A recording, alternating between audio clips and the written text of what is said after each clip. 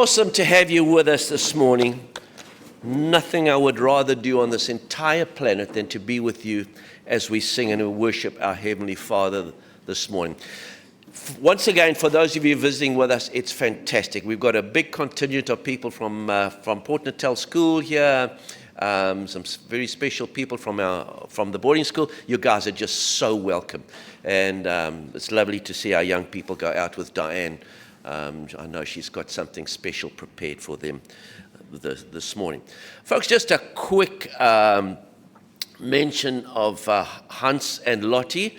Yesterday they were married 67 years. 67 years. That's a fantastic yarn.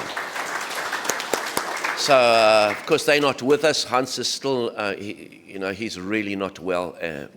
Saw him this week, and he's struggling to recover. I'm not sure how, but he's closing on 90. How old is he? Something like, sorry? Anyway, I don't know. Hey, Roland had a birthday yesterday. He's also closing on 90, aren't we all? Okay, but we'll just leave that. Hey, so last week, if you're with us, we were in a two-part series, just made a two-part series. We're talking about defending creation. That in the beginning, God created. Full stop. We've looked at scriptures in the Bible that says the fool says in his heart, there is no God. But I want to ask you this morning this. Is your faith based on evidence, or is it blind faith? Is your faith based on evidence, or is it a blind faith? This is kind of interesting, because we're all rational beings and we really want something on which to base our faith.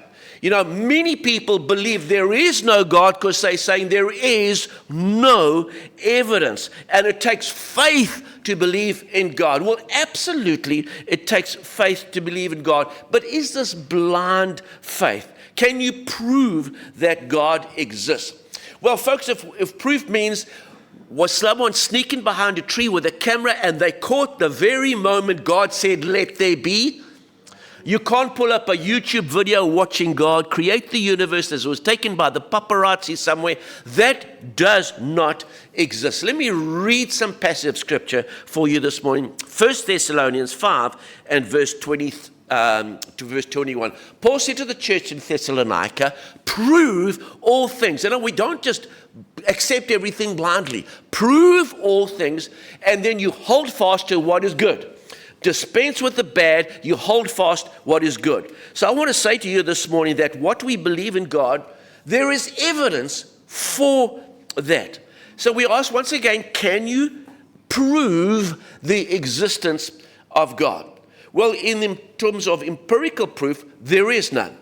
But in terms of evidence, there is more than enough. If we had to take this case to court, there is more enough evidence to prove there is the existence of God. For instance, if I broke into your home and I ransacked and I stole a bunch of stuff from you, and then I was accused, I would say, show me a picture, show me the video and your surveillance, and you say, I've got none of that. How are you going to do it? Well, I tell you what, you're going to go to the fingerprints. You're going to go to the fingerprints that I've left all over the place. You'll be scratching, you'll find my DNA probably in every room as I ransacked every drawer and everything. And so as we look at creation, folks, we see the fingerprint of God. We see God's DNA absolutely everywhere. Hebrews chapter 11 and verse 3. By faith, we understand that the worlds were framed by the word of God. God said, let there be, says the Hebrew writer. So that the things that are seen, the stuff that we do see, was made from that which is invisible. We cannot see the stuff with which God made them. We understand God is greater. He knows. He's omniscient. He's omnipotent. We can't see him, but the evidence of God is absolutely everywhere. Isaiah put it this way. You want to see God? Just open your eyes. Let's read this together. To whom then will you liken me? Or whom shall I be equal? Says the Holy One. This is God speaking, recorded by the prophet Isaiah. Lift up your eyes on high and see see who has created these things. See who God has created these things, who brings out their hosts by number.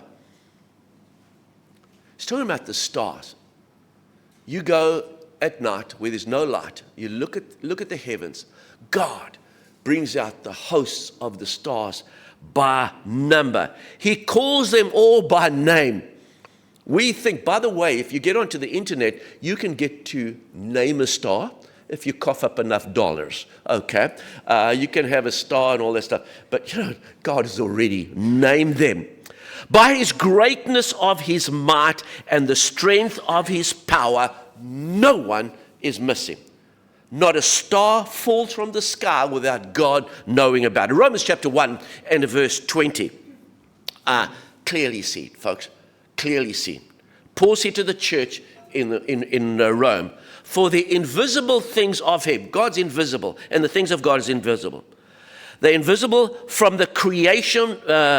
So let me read that again. For the invisible things of him from the creation of the world are clearly seen. Invisible, but when you look at the stars, when you look at the human beings, when you look around you, it's clearly seen, being understood by the things that are made. You just look at the stuff that is made and you understand there is a God. Even his eternal power and Godhead, so that they are without excuse. Paul is saying to the Romans, the people who say there is no God, they're without excuse because they haven't looked, to open up eyes, looked around them. If you look around you, you're going to see there's evidence from God everywhere. So this morning, I would just want to give you what I would call a few proofs, a few fingerprints that are left in this world where we can say there is a God. Proof number one, creation demands a creator. Creation demands a creator. The King David, the psalmist David, said, when I consider your heavens, the work of your fingers, the moon and the stars which you have, Lord, ordained. What is man that you are mindful of him, and that the Son of Man that you might visit him, that you would send your Son Jesus? Who are we when in this big space of universe? It's incredible that God has chosen us to be the pinnacle of his creation. David is just saying, just look at creation. I imagine David when he was still a shepherd boy, looking after his sheep. Just look, wow, what a God who's created us. Dale, please bring up that next slide. I don't have it in my notes because I've written some notes, but then I decided for you to read it for yourself. So I find this absolutely fascinating. This guy, Sir James Maddox, this was recalled in Time magazine. Any of you read Time magazine? It's like one of the world's premier magazines. I can't believe they even put this in there. He said in 1999, only 70 years ago, the universe was found to be expanding. But now there is a model of how it began. We found it. We've discovered it. The Big Bang. Okay, poof, and everything came into being, said Sir James Maddox. At the beginning, it is said, there was literally nothing, not even space, nothing. Then there came into being a tiny speck of superheated space. But hang on, you've just said in the previous line, there was no space. So where did that space come from? Okay, we'll just park it there. Then it came into being a tiny speck of human space that contained enough energy to create all the stars and the galaxies that fill the sky, with enough left over to drive the expansion of the universe ever since. Look how smart we are. There was nothing, and then something came in this tiny little space, and it went bang, and that's how we got everything. It's just mind-boggling how much faith you have to have in that model of how we were created. No, folks, creation demands a creator. Lift up your eyes to the hills. Who made the heavens and the earth? Proof number two, life demands a life giver. Life demands a life giver. As much as they try, and boy have they tried, scientists find it impossible to start life. With all their petri dishes and their pipettes and all their sophisticated equipment, every lab in the world, scientists have tried to create life, and they cannot, because life comes from God. This is another amazing quote that I found from George Wald. George Wald. Let's just read it together. The reasonable view, said this great mind, George Wald, was to believe in spontaneous generation, like our previous Sir John Maddox did. Just poof, everything came out from spontaneous generation. The only alternative is to believe in a single primary act of supernatural creation. Oh yes, we believe that. In the beginning, God said. In Genesis 1:1, in the beginning, God created the heavens and the earth. There is no third position. You either believe that there is a creator, or you believe, poof, bang, something came into being. One has only to contemplate the magnitude of this task to concede that the spontaneous generation of a living organism is impossible. He said it's impossible for any living organism to come poof out of bang. Yet, here we are as a result. I believe in spontaneous generation. Folks, let me just tell you what he said. Two options. Either big bang, poof, and out comes life, or there was supernatural creation, what we believe. And then he said, when you contemplate of the magnitude of the task of concede that supernatural generation just poof came into being, it's impossible. You can't get your head there. But here I am, as a scientist, I believe in supernatural, in spontaneous generation.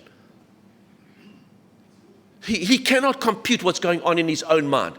I think because of the pressure of all the other atheists out there, just like, I refuse to believe that there is a God, so I have to go with this spontaneous generation. No, folks, life demands a life giver. Number three, laws demand a lawgiver.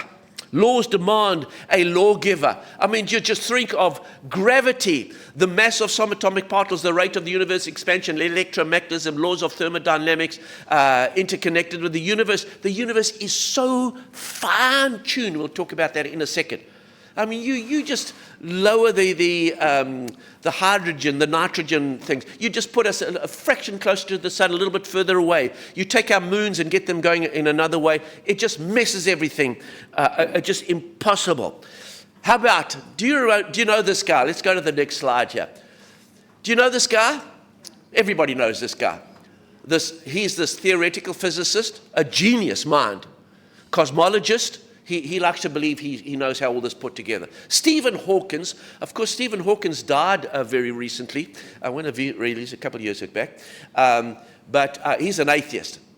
And I mean, folks, you got to listen to this. The only way to have scientific theory is if the laws of physics hold everywhere, including at the beginning of the universe. This is what he's saying. Day one, bang, everything is perfect.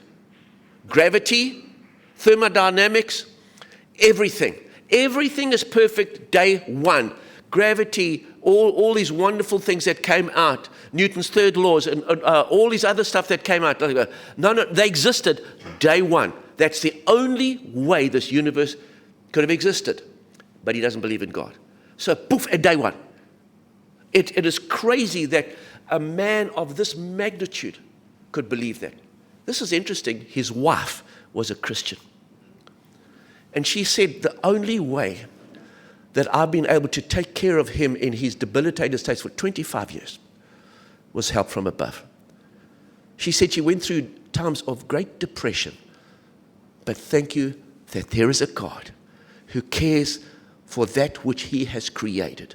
He saw fit to enable me to look after my husband for all these years. Folks, laws demand a law giver.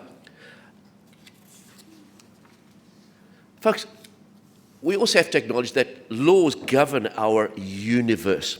Laws govern our universe. And by the way, I've mentioned some of these scientists who are atheists, but there's many more genius scientists who believe in God. So Isaac Newton, Galileo. And how about this guy? You all heard of him? Einstein? Albert Einstein, great believer in God. The great physicist and Nobel Prize winner saw awesome intelligence revealed in the existence of natural law. The reason, when we jump, we don't go upwards, we go downwards. That's natural law. He wrote that the scientists' religious feeling takes the form of rapturous amazement at the harmony of natural law. Everything works just so perfectly together. It's like a fine-tuned engine, infinitely greater than that. At the harmony of natural law, which reveals an intelligence of such superiority that, compared with God's intelligence, all the systematic thinking and acting of human beings is an utterly insignificant reflection. Man, don't even think that you can come close to understanding how great God is. I want to show you another law. Design demands a designer. Now, last week I showed you, that the Rolex watch, and we spoke about the inside of the Rolex and how it was designed, when he was 25 years old, this guy. But I want to tell you about this. I came across Fibonacci a number of years ago. Funny, they didn't teach it to me at school. I suppose they didn't teach this level of sophistication in the special class at school. So I don't know why I never came with a class. Rory, you know about Fibonacci. Our great mathematician, Rory here. Fibonacci came up with this ratio. It's this mind-blowing thing. And more recently, I saw it on a game show. It said, spot the next number. Does anybody know what the next number is? 0, 1, 2, 3, 5, 8, 13, 21? It's 34. So, but he noticed that in nature, God has designed this design, and you see it everywhere. And Fibonacci didn't come up with this. He just discovered this ratio that God designed into everything. Bring up the next picture there. You're going to see it in hurricanes. You see it in the constellations of the stars, in shells. You see it in the wind. You find it in pine cones. And you find it everywhere in plants and in nature. Just bring up the next picture. I don't know. I could have gone crazy about this. But there is a ratio that takes place in this world, and God put it there. We've just discovered it. You find it in these little seahorses and in ram's horns, and it's the ratio of the way things curl. If they were curled differently, it would look really odd. And if I don't want to leave you hanging, go back 2 slides if you would. But it's actually quite simple, but I don't know how he discovered it. And he came up with this 1.618. But see that 1, 2? If you take 0 and 1, you add it together and you get 2. And 2 and 1 gets you 3, and 5 and 3 gets 8, and 13 and 8 gets you 21, and 21 and 13 gives you 34. That's Fibonacci's golden ratio. We find it everywhere. Folks, no, that didn't happen. When stuff goes bang, whether it's your toaster or your microwave, nothing good comes out of that. Nothing. When your engine goes boof, nothing good comes out of it.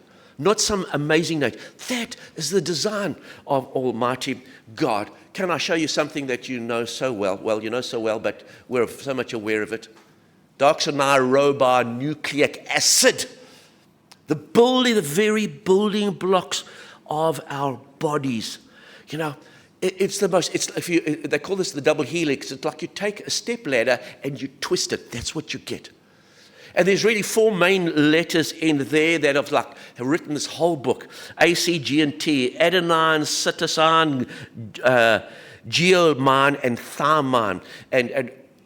But what scientists have discovered more and more as they study this building block of every one of us, there's a code written in there.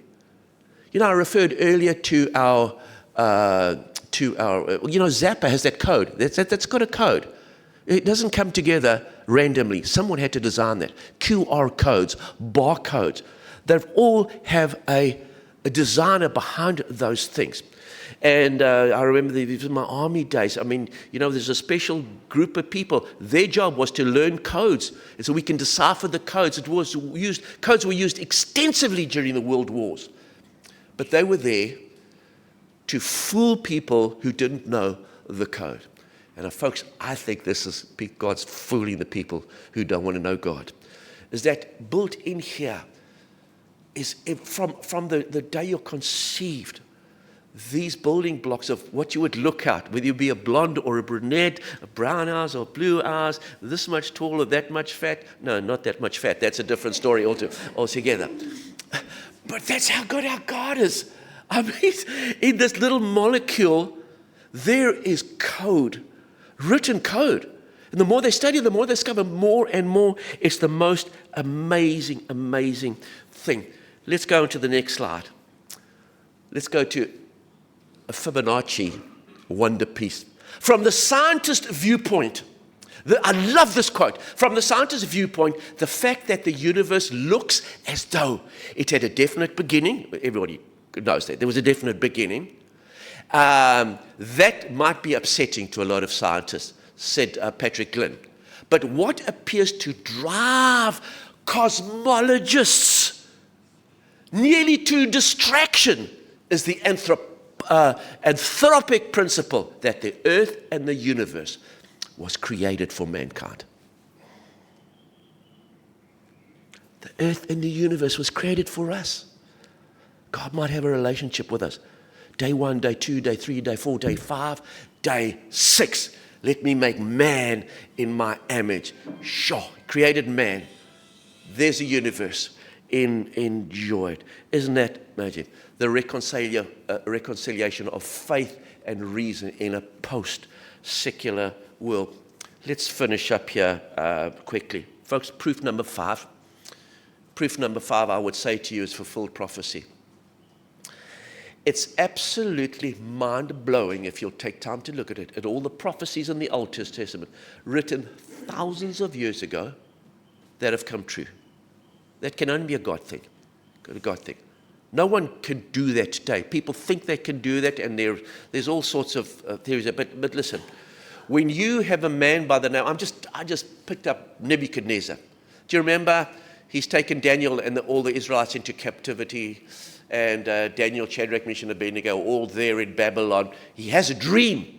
And somebody said, there's one person I know that can interpret your dream. And Daniel gets brought in there. And he has this great statue, head of gold, breastplate of bronze and silver. And then there's iron in the feet, if you know the story, of iron and clay mixed together. So what's all that about? Daniel tells him, these are the kingdoms that will come after you. Folks, history tells us that's exactly like things would happen. I mean, we sit here today, we have no idea what's going to happen in Palestine and in Gaza and the Ukraine. We don't know what Putin's got up his sleeve or Zelensky. We don't know all those things. We don't know what crazy thing Trump is going to come up with tomorrow. And yet, somebody prophesied all these things. What about Jesus? All the prophecies about Jesus? There's many, many, many, many, many. He would be a descendant of King David, the son of Jesse, born of a virgin. He would live in Galilee. His mission would be include the Gentiles. That would freak out those wonderful, staunch Jews. He would die with the wicked. Hey, those guys on the cross next door to him, they were wicked men. He would be born in Bethlehem. He would be betrayed for 30 pieces of silver. I chased this up during the week. And you know, it's not once. There's several times in the Bible it talks about 30 pieces of silver. Jesus would be betrayed by Judas for 30 pieces of silver. Not 29, not 30 and a half, not 30 and a few cents, 30 pieces of silver. How can that be unless there is a God? And of course, the other one, Jesus would enter Jerusalem on a donkey. Not a camel, not a horse, a donkey. For the King of Kings and the Lord of Lords. I would say to you, proof number 6 is the way of life, how everything just works. Jesus said, I've came that you might have life, and that they might have it more abundantly, life in abundance. You know, for the child of God, living the Christian life, things work. When you are sold out to Jesus, things work. The way you raise your children, the way you conduct your marriage, the way you conduct your business, the way you treat your staff, the way you treat your superiors. Things just work. But what happens when people decide they're more clever in God? They know a different way. I mean, think about a life without God. Proverbs chapter 14 and verse 12. Proverbs 14, there is a way that seems right to man, but its end is in the way of death. Its end is in the way of death. That's why we've got all the wars. That's why our country and the countries of the world are in a mess, is because they refuse to acknowledge life with God. It works. The Apostle Paul said in Romans chapter 3, as their feet are swift to shed blood. Destruction and misery are in their ways because it's not God's ways. And the way of peace they have not known. There is no fear of God before their eyes. Folks, if you fear God, life is different. Life is different.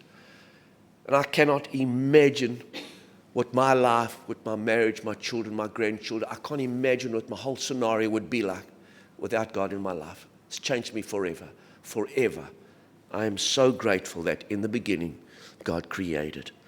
The greatest influencer in history is Jesus of Nazareth, the Son of God. We say, what does God look like? Okay, here's my son. Look at him. Whatever you see there, that's what I look like. Imagine life without these things that have been influenced by Jesus. Imagine literature without the Jesus influence. Dante's Inferno, art. Can you imagine the Sistine Chapel? No Jesus, no Sistine Chapel. Music.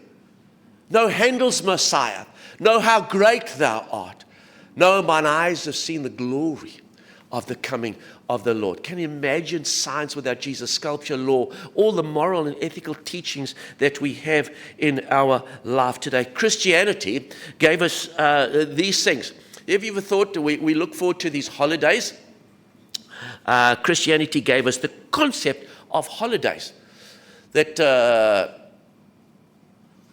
why are they called holidays? Because they used to be holy days. Hospitals all started. All the idea of hospitals and taking care of the sick, Christians started that. The adoption and foster care systems, a higher view of sexuality and marriage. No, we're not just rabbits just lying around making babies everywhere. God has a concept for marriage, that man and woman should be joined in matrimony. The works of literature, the foundation of the education system. The greatest education systems in the world, all the early ones, were started by Christians.